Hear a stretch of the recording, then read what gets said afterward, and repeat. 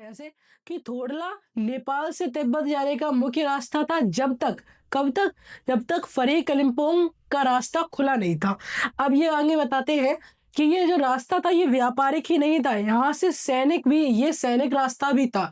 मतलब कि यहाँ पर सैनिक सैनिक जो लोग थे वो भी यहाँ से जाया करते थे और यहाँ पर सैनिक पलटनें भी रुका करती थी, जिसकी वजह से जो सैनिकों के घर भी यहाँ पर अच्छे खासे बने हुए दिखाई देते थे। लेकिन क्या हुआ बताते हैं वो आगे कि ये सारे घर टूट फूट गए थे, यानी कि बहुत पुराने घर थे ये। और जो थोड़ा बहुत जो हिस्सा था जो लग रहा था रहने लायक है, वहां पर जो किसान भाई लोग हैं अपने, वो वहां पर रहा करते थे, इसलिए वो थोड़ा आबाद दिखा करता था। ऐसे ही एक प्रत्यक्ष चीनी किला। अब ये जो प्रत्यक्ष है इसको आप वर्ड को याद कर लीजिए, ये वर्ड मीनिंग में आ सकता है। तो प्रत्यक्ष का मतलब होता है छोड़ा हुआ, अबेंडेंड। तो एक प्रत्यक्ष चीनी किला यानी कि चीनी सेना का जो कोई किला बनाया होगा उनने, तो ऐसा किला कोई छोड़ दिया गया उनने, तो वो ऐसे चीनी किला उन्होंने देखा, तो वो उस चीनी किले के अंदर गए। अब वो जो लेखक है उस हमारे वहाँ के समाज के बारे में बताते हैं। तो जो वहाँ का समाज है वो इस प्रकार का है कि वहाँ पर बिल्कुल भी छुआछूत नहीं है, कोई भी जाति पाति नहीं है और पर्दा प्रथा भी वहाँ पर नहीं है। अब ये बहुत ही महान चीज है वहाँ के लिए, क्योंकि 1929-30 में जहाँ पर हमारे यहाँ की औरतों को सती कर दिया जाता था अगर उनका हस्बैंड मर जाए, और वहाँ पर कोई पर्दा प्रथा ही नहीं थी। तो ये काफी अच्छी बात है वहाँ के समाज के बारे में। इसके आगे अब वो लेखक बताते हैं कि जब अगर आप यात्रा करेंगे तिब्बत की, तो वहां पर आपके लिए काफी तकलीफें भी होंगी और काफी आरामदायक बातें भी होंगी। आरामदायक बातें यही है कि अगर आप वहां पर बिल्कुल अपरिचित भी होगे, यानी आपको कोई जानता भी नहीं होगा, फिर भी आपको मेहमानों की तरह ट्रीट करा जाएगा। इसलिए लेखक की जो यात्रा थी वो काफी आराम से कट गई थी, क्योंकि उनको कोई दिक्कत ही नहीं होती थी। जैसे वो थक गए तो वहां पर आराम करने के लिए उनको जगह मिल जाती थी, तो ऐसे ही वो उनकी यात्रा बिल्कुल आराम से हुई। तो लेखक बताते हैं कि अब वो ये बता दिया उन्होंने समाज के बारे में, अब वो अपनी रियल स्टोरी बता रहे हैं। तो वो गए चीनी किले के अंदर, उनके साथ उनका एक दोस्त भी था सुमति। और सुमति कौन है? एक मंगोल बिच्छू है, यानी कि मंगोल से आया हुआ एक बिच्छू है जो भी यात्रा करते समय उनका दोस्त बना है। तो अब वो आगे बताते हैं कि जब वो चीनी किले के अंदर गए, उन्होंने वहां की औरतों को अपनी चाय दे दी। अब वो चाय दे देते थे और मक्खन दे देते थे, और वहां की औरतें उनके लिए चाय पका देती थी और वहां उसमें मक्खन डालकर उनको एक टोटीदार बर्तन, अब ये टोटीदार बर्तन जिसको हम खोटी कहते हैं, अब आपके पास खोटी नाम का कोई शब्द भी आ सकता है और पूछ सकते हैं कि खोटी किसे कहते हैं। तो खोटी कहते हैं एक टोटीदार बर्तन को जिसमें चाय परोसी जाती है। और एक बात और आप याद रख लीजिए, जो हमारा ये वीडियो एंड होगा उसके बाद मैं आपको इसी के कुछ बहुत ही ज्यादा इंपॉर्टेंट वर्ड मीनिंग जो कि मैंने खुद अंदर से ढूंढे हैं, और बहुत ही इंपॉर्टेंट क्वेश्चन आंसर जो आपके एग्जाम में 95% चांसेस होंगे आने के, वो क्वेश्चन आंसर भी मैं आपको देने वाला हूँ। तो अब चलिए बैक टू स्टोरी, हम दोबारा अपनी कहानी पर आते हैं। तो जो हमारी कहानी थी वो यहाँ तक आ गई थी कि उनको टोटीदार बर्तन में उनको चाय मिल गई थी। तो लोग, जो हमारे लेखक सर हैं और जो हमारा लेखक सर के दोस्त हैं यानी कि सुमति, वो दोनों चाय पीकर अब बाहर निकलते हैं। जैसे ही बाहर निकलते हैं वैसे ही एक आदमी यानी कि एक इंसान यानी कि एक मनुष्य प्राणी उनका इंतजार कर रहा होता है। किस चीज के लिए? राहदारी पत्र मांगने के लिए। अब राहदारी पत्र क्या होता है? तो ये राहदारी पत्र एक कागज की टुकड़ा होता है, यानी एक ऐसे मान लो आप कुछ पत्र मान लो उस तरीके मजिस्ट्रेट के हाथों लिखा हुआ एक पत्र होता है, जिसमें मजिस्ट्रेट जो होता है उस जगह का, वो इनको एग्रीमेंट पर साइन कर देता है और इन्हें ऑर्डर दे देता है कि हाँ ये घूम सकते हैं, जा सकते हैं। तो वही दोनों लोग उनको चिटे दिखाकर, अपनी जो पत्र होते हैं वो मजिस्ट्रेट पत्र दिखाकर आराम से अपनी यात्रा जारी करते हैं। अब ये जो लेखक होते हैं ये बताते हैं कि ये कुछ साल पहले ही, यानी कि लगभग 5 साल पहले ये दोबारा यहाँ पर आए थे, लेकिन उस टाइम पर इनकी वेशभूषा काफ़ी अच्छी थी, काफ़ी अच्छे लग रहे थे। ये घोड़े पर सवार होकर आए थे, पर फिर भी इनको रहने के लिए कोई भी स्थान नहीं किया गया था और बाद में सबसे गरीब झोपड़ा इनको मिला था।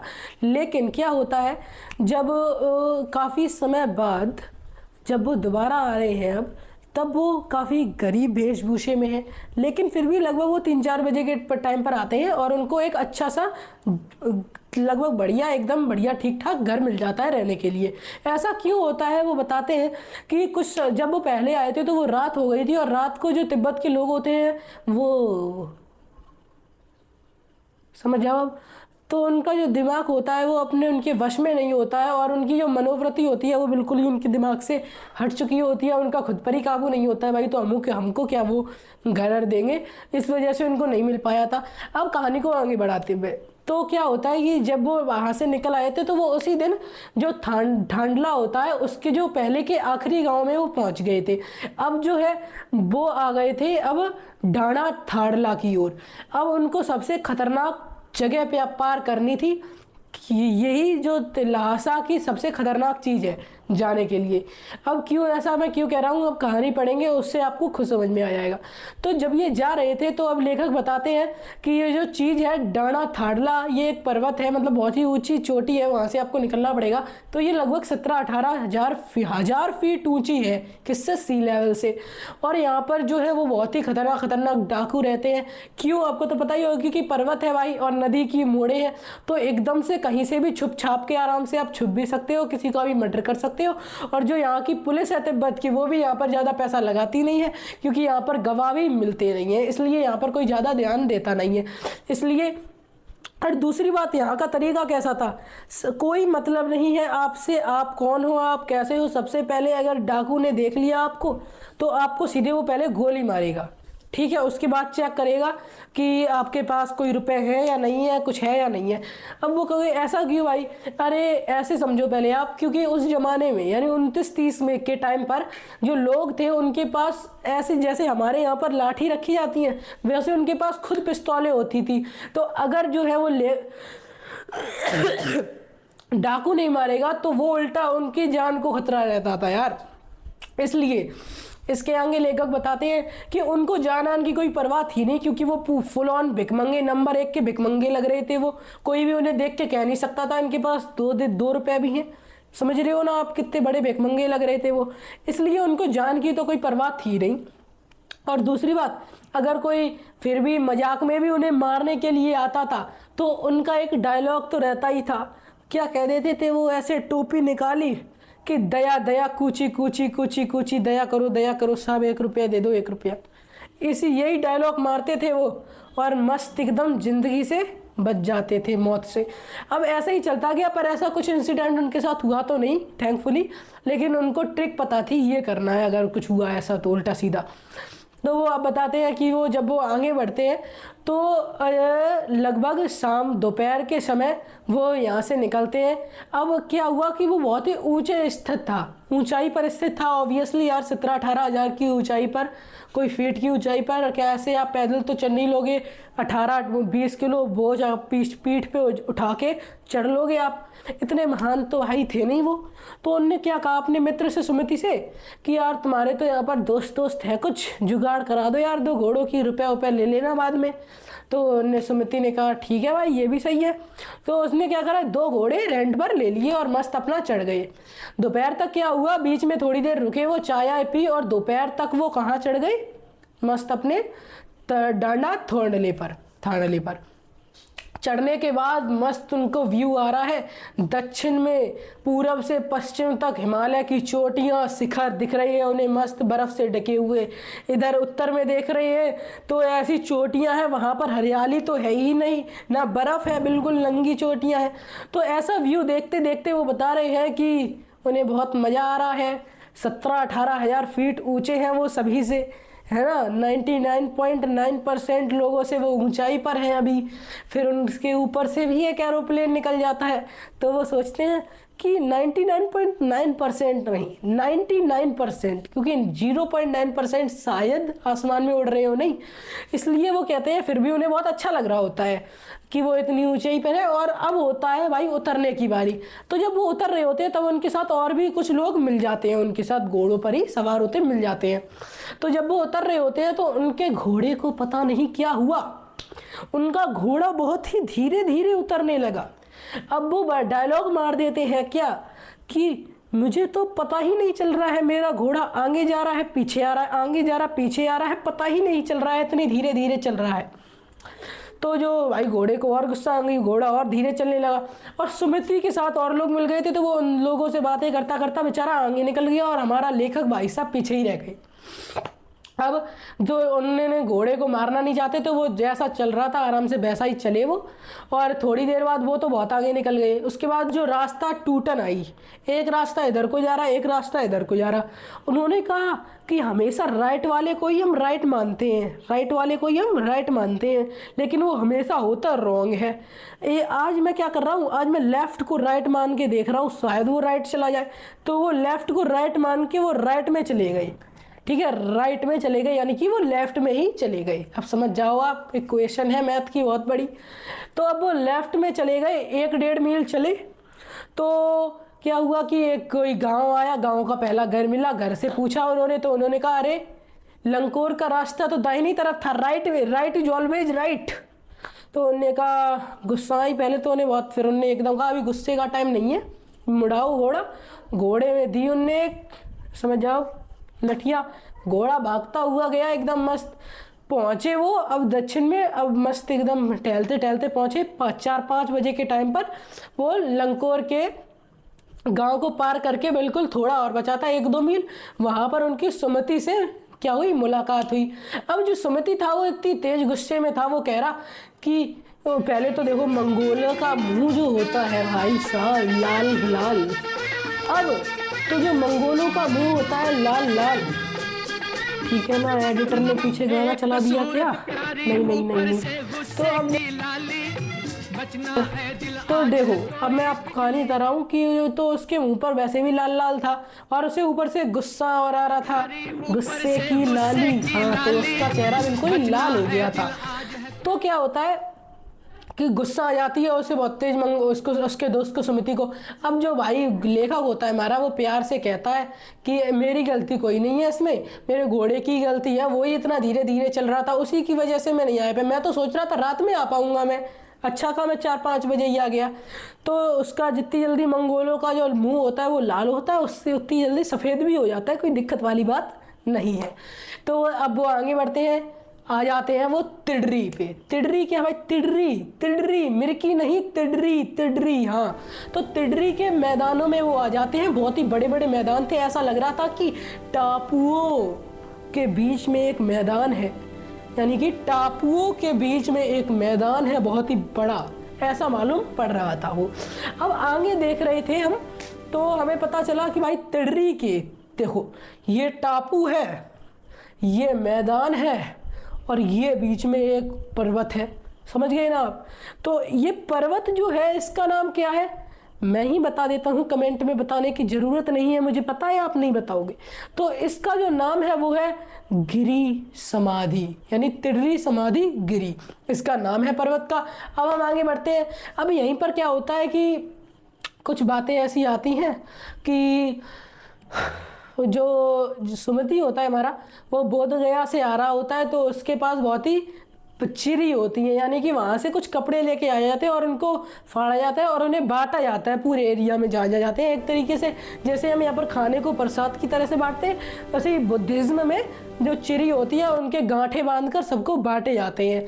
तो वही बांटने के लिए, और उनकी वजह थोड़ी बहुत दक्षिणा मिलती है। तो इसी वजह से वो पहले तो सुमिति से, अपने लेखक मित्र से कहता है कि मुझे तो जाना है भाई, पर लेखक जो है वो मना कर देता है, यार पैसे ऐसे ले लिए यार, समझ लो यार, पैसे ऐसे ले लेना, अरे ऐसे छोड़ के मत जाओ यार। तो वो कहता है अच्छा ठीक है, फिर तो पैसे दे देना, फिर कोई ऐसी कोई दिक्कत वाली बात नहीं है, पैसे दे देना, बस तुम लासा पहुंचते ही बस। हाँ, उन्होंने कहा ठीक ठीक ठीक ठीक। तो वो कहते हैं कि चलो भाई हो गया, डन, ओके। अब वो पहुंचकर पहले तो एक दिन आराम करते हैं, दूसरे दिन उनको तो गर्मा गर्म रात में ही उनको थुकपा मिलता है, गर्म चाय पीने के बाद। थुकपा की फ़ोटो इमेज पर दिखी गई होगी आपको। उसके बाद आपको दिखेगा, आप जब आगे बढ़े, यानी कि जो लेखक है वो आगे बढ़े हैं सुबह। अब वो बताते हैं कि यार सुबह ही सुबह चल लेना चाहिए था 5-6 बजे। अब तो 10-11 बज गए हैं, वैसे भी इतनी गर्म धूप, इतनी धूप, खतरनाक वाली धूप लग रही है। तो वो कह रहे हैं अब भाई चलना तो पड़ेगा ही। तो वो चलते गए आराम से भाई अपने।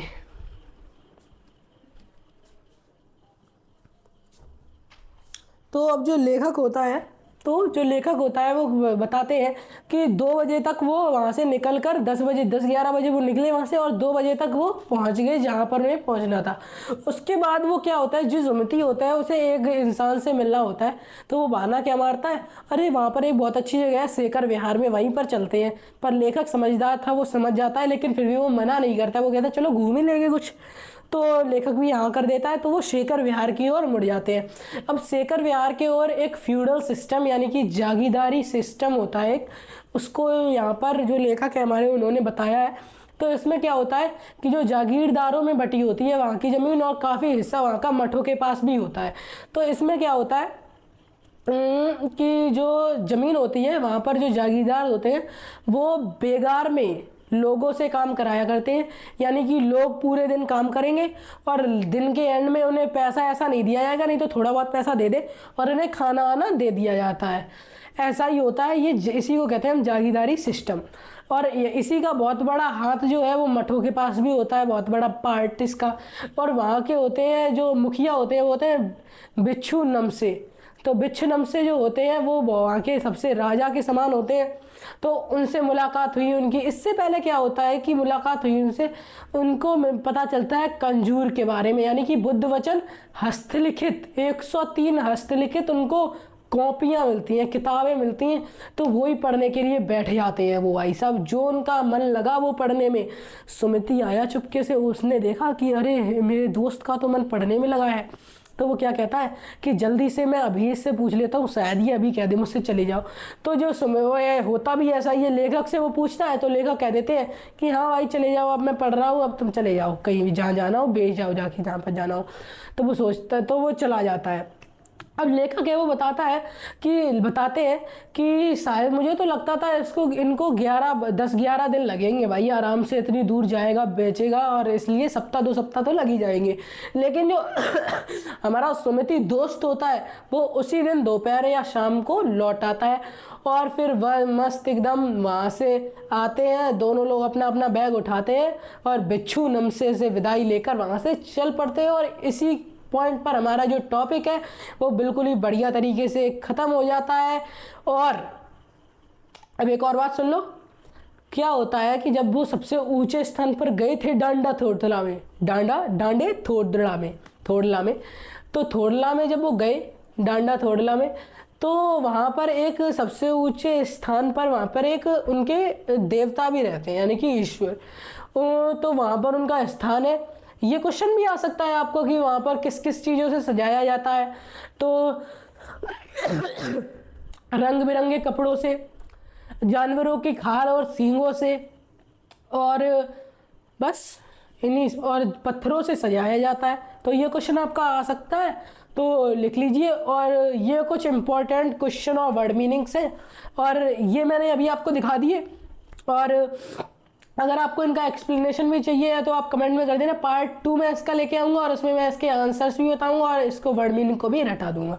तब तक के लिए अगर आपको मेरा थोड़ा भी एफर्ट इसमें लग रहा हो कि हाँ मैंने थोड़ी भी मेहनत करी है, अगर, क्योंकि मैंने तो बहुत मेहनत करी है, लेकिन आपको भी अगर थोड़ी भी मेहनत लग रही है तो प्लीज़ चैनल को लाइक कर देना, सब्सक्राइब कर देना एंड शेयर भी कर देना अपने दोस्तों के साथ, क्योंकि इसमें बहुत मेहनत लगती है यार। और आपका थोड़ा सा सब्सक्राइब और लाइक हमारी बहुत हेल्प कर लेता है। तब